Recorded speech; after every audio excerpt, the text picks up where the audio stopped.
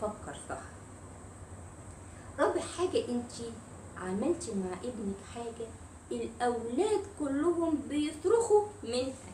ايه هي؟ الحرية.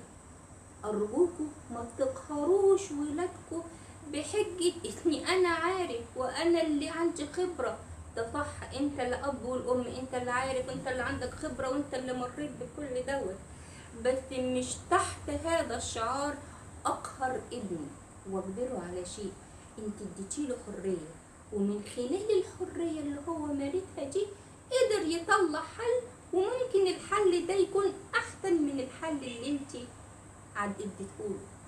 يبقى انا متعت ابني باربع ميدات. الاربع ميدات دول هو محتاجهم عشان يواجه الحياه بعد كده. ولادنا جايين عشان يعيشوا حياتهم، مش عشان يعيشوا حياتي انا.